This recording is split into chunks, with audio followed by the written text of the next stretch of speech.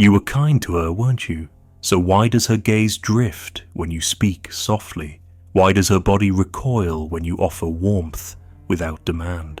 There is a scent she catches in your generosity, not of strength, but of submission dressed in sugar. You remember it now, though you've buried it. A dream, her face dissolving into your mother's, and her hand pulling away before you ever reached it. You were 6, or maybe older, or maybe it never happened, but the feeling stayed that when you give without being asked, something in you is asking to be discarded, and she knows it, not with her mind, but with the part of her that remembers hunger, betrayal, and the soft voice that always arrived before the blow. You think you're kind, but she smells something else, something desperate, something inherited. And when she pulls away, laughing, changing the subject, praising your virtue, it isn't confusion, it's recognition. You remind her of someone she had to survive, and no one returns to the scene of their own obedience. Beneath the kindness you offer is a plea, and she smells the fear before the words ever reach her. You think she sees your kindness, but she does not see you, not truly. She sees a shadow wrapped in manners, a trembling boy wearing a man's voice, reaching out with open hands but hiding a wound behind his back.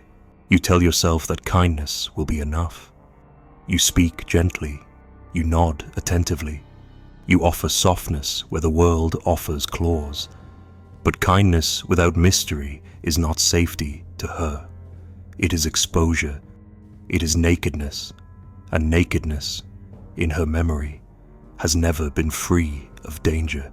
You smile, but she sees the maze behind your teeth.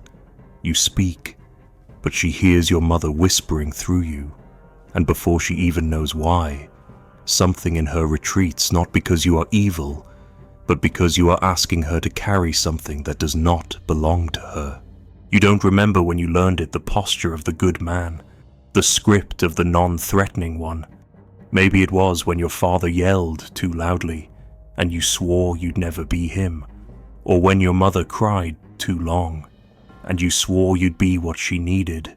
Either way, your kindness grew not from freedom, but from fear, a carefully curated shield, a performance of safety, rehearsed 1,000 times.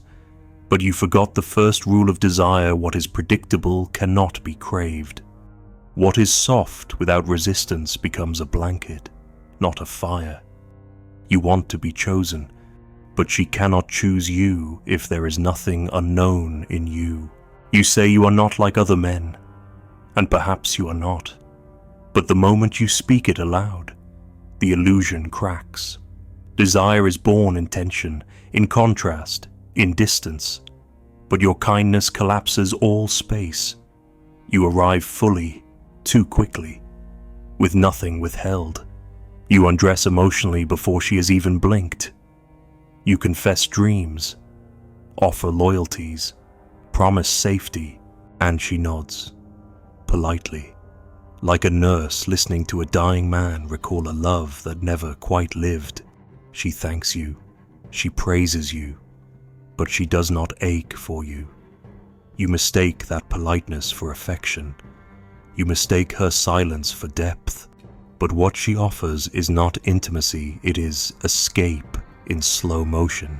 There is a smell to need, not the need of the body, but of the soul that has made no peace with itself. You emit it when your words trail off, hoping she will complete you. You emit it when you laugh too quickly, too loudly, at things not funny. You emit it when your compliments are not gifts, but fish hooks searching for validation, for response, for proof that you are enough. She feels it, not with her logic, but with her gut, and it turns something cold in her. Not because you are cruel, you are not, but because you are asking to be mothered again. And she did not sign up for another child. She did not come to heal a ghost that lives in your smile. You keep showing up with flowers, with long messages, with the willingness to wait. But each offering is a currency, and she senses the transaction. You think waiting proves loyalty, but she sees it as hesitation wearing a crown. You think patience is virtue, but she sees indecision dressed as devotion. You offer too much, and in offering too much, you reveal how little you believe you are worth without it. You do not speak this aloud, but your eyes betray you. Your eyes whisper the truth you cannot admit. Please want me. I've made myself harmless. But harmlessness is not holy. It is not masculine. It is not erotic. It is not even safe. Because harmlessness, when rooted in fear, becomes manipulation cloaked in virtue. You think if you become soft enough, she will forget your sharpness. But in becoming soft, you forget yourself. You dissolve. And no woman wants to sleep with fog. She rejects you gently. She says you're sweet. She says you're kind. She says she's not ready, and you believe her. You replay her words, analyze her tone, search for hope between commas. But what she is really saying is this: I cannot enter the labyrinth of your kindness, because I will never return the same. There is too much grief buried inside your gentleness, too much longing disguised as generosity, too many unspoken demands hiding in your silence.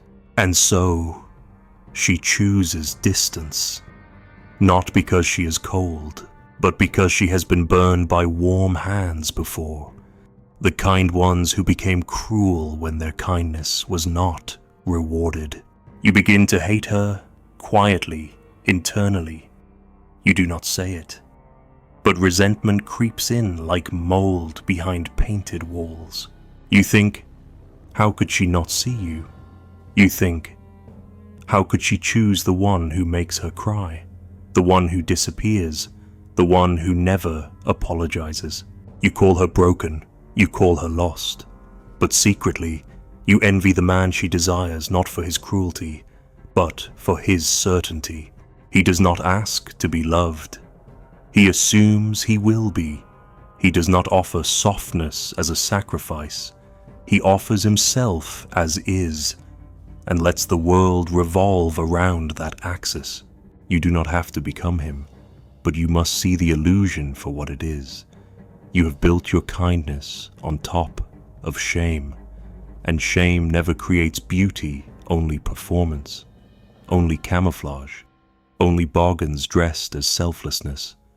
The love you offer is a debt you expect repaid, but love that demands return is not love. It is a loan shark wearing a priest's robe. You are kind, yes, but why, to whom, from where? If your kindness is a way to be chosen, then it is not a gift, it is bait, and she is not a fish.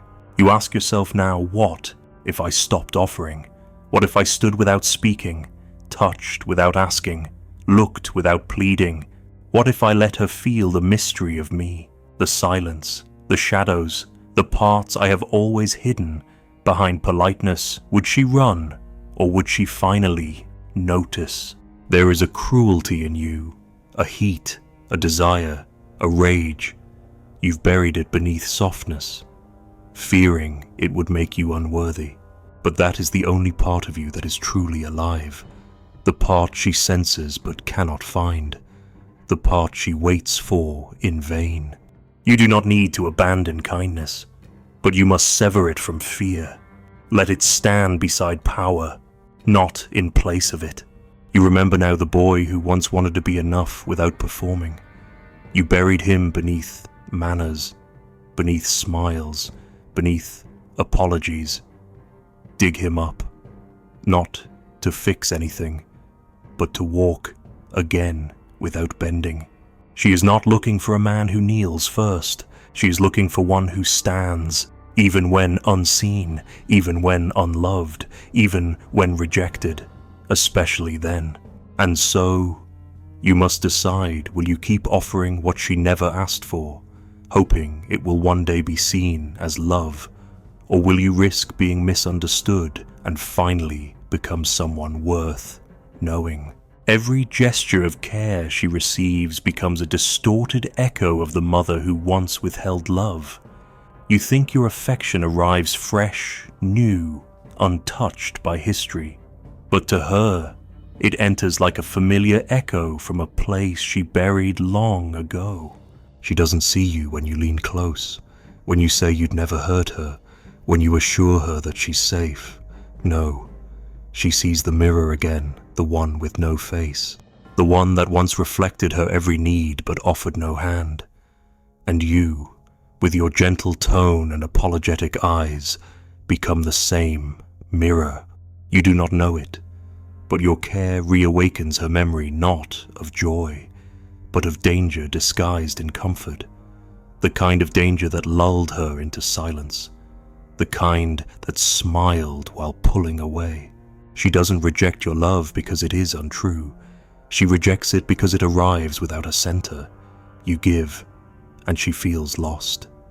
Not because she is ungrateful, but because your gift asks her to build something on a foundation that keeps moving. Your warmth, your patience, your listening, they shimmer like illusions, because behind them she senses an absence, a man who has no ground of his own, a man whose love is a performance, hoping she will clap. She does not want to be applauded, she wants to be seen, and you, in your effort to please, have vanished completely. There is a reason she turns toward the man who forgets to text back, who never explains, who enters a room without waiting to be welcomed. He is not more lovable, he is simply there, fully, without apology, without bending. His flaws are jagged, his silences are loud, but he casts a shadow, and in that shadow, she feels her own shape. You, on the other hand, erase her without meaning to. Your kindness asks her to be grateful, your consistency asks her to need nothing, and your presence, though constant, never demands her presence in return. That is why she drifts. That is why she forgets your name the moment the door closes. You tell yourself you are different, that you would never leave, that you're the one who stays. But the way you love is not stillness, it is an audition. Every smile you offer is a line from a play you memorized long ago. Every compliment, a petition, every gesture, a transaction. You have become so good at being safe that you've forgotten how to be real. And she can feel it, the absence in your presence, the lack of gravity in your gaze, the way your hands tremble ever so slightly when she doesn't react the way you hoped. She is not cold, she is not cruel, but she has learned to recognize the shape of a man who does not know himself. And you, despite your warmth, are hollow. You do not speak from your bones, you speak from the surface of your skin, hoping it will be enough. But skin alone cannot hold a life. She touches you and finds fog. She listens to you and hears echoes. She opens to you and falls through. There was a time when your kindness worked, when others praised you for it, when you were told that goodness would be rewarded, that empathy would make you worthy. But somewhere along the way, you began to mistake validation for love, and now you seek not a woman, but an audience, someone to tell you that you are enough, not because you are whole, but because you have become the most well-behaved version of emptiness. You do not believe this. Not yet. You tell yourself that she is confused, that modern women are broken, that trauma has blinded them to goodness. But this is another mask, a way to avoid the mirror. Because the truth is far more uncomfortable, she does not reject your kindness. She rejects the fact that it asks her to mother the man inside the man, the one who never felt chosen, the one who still cries silently when affection is not returned. She senses him and she fears him because she knows if she reaches for him, he will consume her. Your desire to be loved is not the problem. It is your refusal to carry that desire alone. You place it at her feet like an offering and wait. But love is not found in waiting. It is found in bearing, in holding your hunger without expecting her to feed it. The man who can be loved is not the one who offers everything. He is the one who needs nothing and yet gives freely. You, however, give because you need. And she feels it, she tastes it, and though she may try, she cannot force her body to respond to pity. You once asked her what she wanted. She told you a man who listens, who stays, who loves her softly. And you listened, you stayed, you loved. But her words were not instructions, they were armor. What she truly wanted could never be said aloud. It had to be felt. She wanted to dissolve, to burn, to be seen beyond language. And your carefulness never let her get close enough to fall. You caught her before she could drop. And in doing so, you denied her the one thing she craved, surrender. You are not the villain, but you have become the ghost. The man who is always there, but never quite. The man who watches instead of moves, who waits instead of acts. You think this is virtue, but it is absence painted with good intentions. She doesn't want a protector who hides behind love. She wants a man who walks into her darkness, not to fix it, but to say, I have one too. You keep asking, why does she choose pain over peace? But the peace you offer is sterilized. It has no scent, no blood, no risk. She does not want chaos, she wants aliveness. And your kindness, though beautiful, carries no edge. You've sanded yourself smooth to avoid being rejected. But smoothness is forgettable. It slides off the memory. She wants something that leaves a mark. You will keep failing until you return to the place you've been avoiding, the center of your own hunger. Not to be fed, but to be honest until then. Your gestures will echo with need. Your love will feel like a trap, and your kindness will taste like guilt. She doesn't need your apologies. She needs your truth, even if it is ugly, even if it is wild, even if it scares her. Especially then.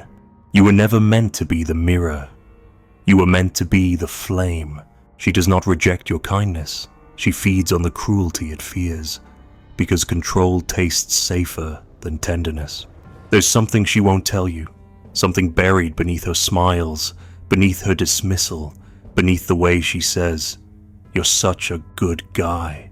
It is this she needs to feel power, not be offered safety, not because she wants to dominate you, but because she has learned in ways even she may not yet understand that power is the only way to protect the most fragile parts of herself. When you arrive with softness, she feels seen. But being seen does not always feel safe. Not for someone who has been watched, judged, touched, abandoned, and remembered only when convenient. And so, your kindness becomes a threat. Not because it is wrong, but because it leaves her defenseless. And the moment she feels defenseless, she reaches for the weapon closest to her distance. You mistake her rejection for cruelty. You think it's about you. But her instinct to pull away is older than you, deeper than you, older than language itself. In her body lives the memory of a world where being desired meant being devoured. And though she longs for intimacy, it is laced with the terror of exposure. When you are kind genuinely, endlessly, selflessly, she begins to suffocate, not because your love is too much, but because it asks her to be vulnerable in return. And that is something she cannot give. Not yet. Maybe not ever. You think that if you are kind enough, patient enough, constant enough, she will finally choose you. But she is not choosing between good and bad. She is choosing between control and surrender. And control always wins when survival still lives in her breath. The cruel man she runs back to does not love her more. He simply makes her feel less seen. He reminds her of the chaos she understands, the unpredictability she was raised on. With him, She does not have to open. She does not have to be real. She can stay in her armor. She can remain in the performance. But with you, the kind one, she senses something more dangerous. You invite her to step out of the role, to be held in silence, to rest, and rest is terrifying.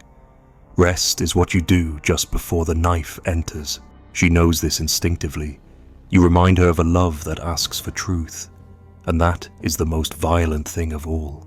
So she plays, she tests, she pushes, she mocks your sweetness in subtle ways. She disappears, then returns, not to punish you, but to see if you will stop being good, to see if there is a spine behind the flowers, if the man beneath the gentleness can bleed. She does not need you to become cruel. She needs to know that you exist beyond the role you've chosen. She needs to know your kindness is not a costume, but you, wounded by her pulling away, often double down. You become even more accommodating, more understanding, more endlessly available. You offer explanations. You take blame. You ask if she's okay when it's you who is quietly unraveling. And in doing so, you confirm her deepest fear that your love is a performance to avoid being abandoned, that your kindness is another form of control, this time wrapped in silk. You think she feeds on chaos, but what she feeds on is certainty, and cruel men, for all their violence, are certain in a way you are not. They do not offer endless choices. They do not beg for understanding. They act, and the world bends or breaks. This certainty gives her a strange comfort, not because it is healthy, but because it is familiar. You, however, are careful. You wait, you ask, you seek permission, and in doing so, you vanish. You offer her safety, but she does not trust safety. She was taught, long ago, that safety is where the deepest betrayals happen. The man who smiles before the strike, the friend who gossips after the hug, the parent who withholds love as punishment. So when you say, "I would never hurt you," she hears, "I will hurt you later and pretend I didn't." Her nervous system does not believe words. It reads tone, it reads posture, it reads hesitation, and your kindness, though real, is laced with fear, and fear, to her, smells like a trap. There is a reason she leans toward the man who doesn't chase, who doesn't promise, who doesn't explain. His silence is a fortress, his indifference a weapon. He is not kinder, not better, not more deserving, but he bleeds without flinching, and that is something she understands. He does not pretend to be safe, and so, strangely, she feels safer in his arms, not because he protects her, but because she knows where she stands and can keep her walls intact. You, on the other hand, ask her to put down the sword. You offer her water when she's used to fire. You hold her gaze instead of looking away, and that terrifies her more than anything, because deep down, she wants to put down the sword. She wants to collapse into your arms. She wants to believe that your love is not a trick, but every time she begins to soften, her body remembers the last time she trusted softness. It broke her. You cannot heal this for her. That is not your task. You are not her savior, and if you try to be, she will run faster. What you can do is remain still, not passive. Still. There is a difference. Passive men disappear. Still men become pillars. You must become a pillar. One who feels everything, but remains rooted. One who does not beg for closeness, but invites it without fear, without rush, without apology. She will return, perhaps, or perhaps not. But your worth cannot be measured in her response.